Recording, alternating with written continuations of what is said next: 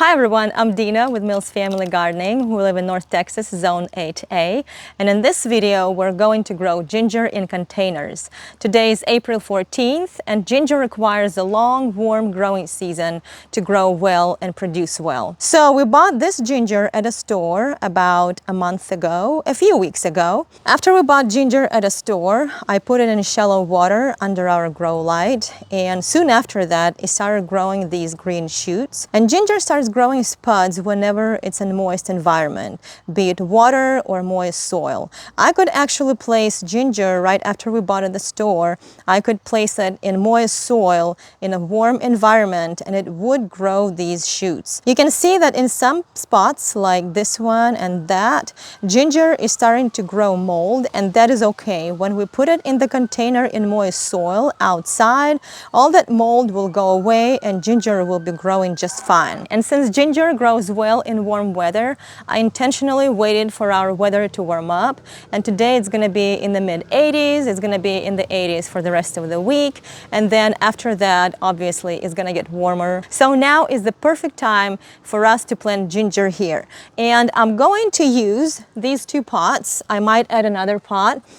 But ginger does not have a very large root system. That is why my pots are not very large. They're not super deep. And on the bottom of these containers, we have some homemade compost that I started a week ago, probably. If I turn over this compost a little bit, you can see that some of the kitchen scraps have not broken down real well.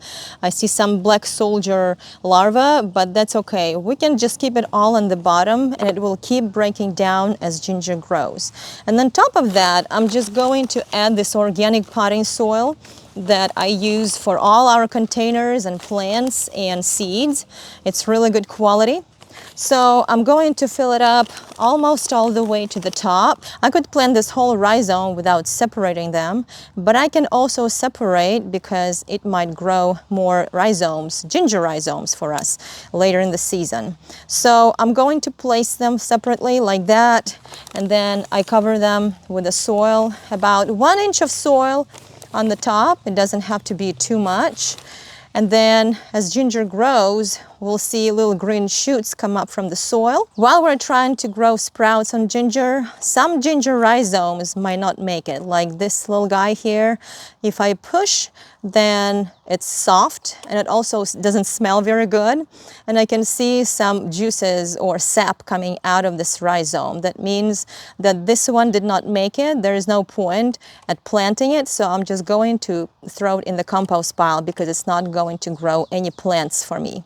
But this one, you can see that the color is good. It's still light, whereas this one is a little darker. If you have some all-purpose fertilizer, you can use that and mix it with the soil and plant ginger into that soil. Since we don't have any all-purpose fertilizer, I'm just going to take a handful of this worm droppings or castings, sprinkle them on top, mix them with the soil a little bit. Worm castings alone are not going to be enough to feed ginger throughout the growing season. While it's growing, I'm going to apply probably once a week fish fertilizer and more bloom.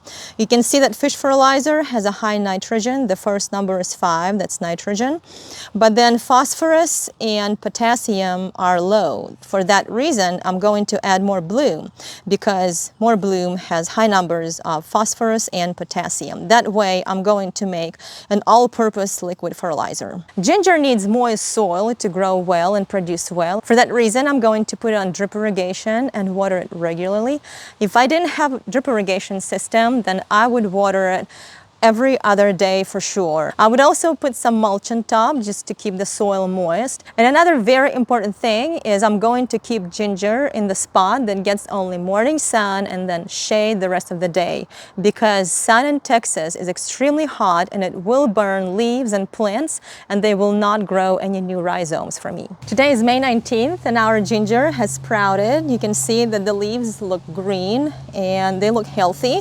It's good that I'm keeping ginger in complete shade because it's getting much warmer and actually hot here in Texas. Today, the high is supposed to be in the 90s. And also you can see that from the homemade compost that you use in these containers, there must have been a melon seed that sprouted on its own. I don't need it in this container because it's going to take up the nutrients and space. So I'm just going to pull it up and we'll let ginger grow. Today is November 2nd and it's time to harvest our ginger. It's getting much cooler and ginger does not do well in cooler weather. It really likes the heat. And also they were in a spot that was getting about 1 hour of sunlight in the morning and then shade the rest of the day. And as you can see, it's doing really well. Some of the leaves do look yellowish. It's either because they're old or maybe they got some sunburn. So I'm going to turn over the pot and see what we have inside.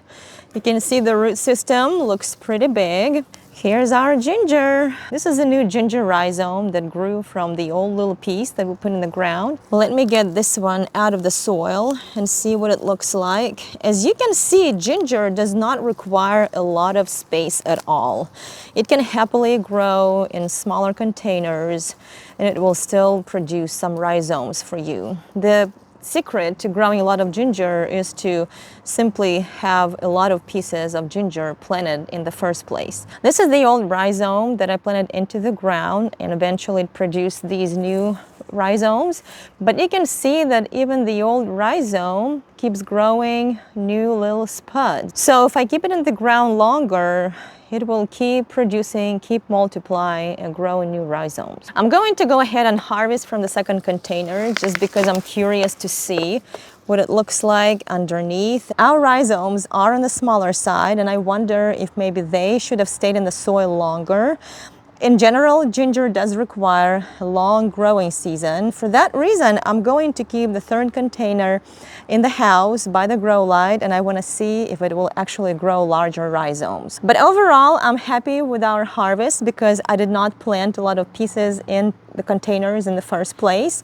So now I'm just going to remove the greens. I'm just going to cut them off right where the rhizomes start. Also, ginger does not store well in a refrigerator. For that reason, I might put some of them in the freezer. I use them in elderberry syrup, but I actually like growing ginger and I think next year I will plant more ginger and I would definitely have more containers with ginger. And that's all for today. Thank you so much for watching this video. I hope it was helpful to you. We've learned some lessons. I hope you have too.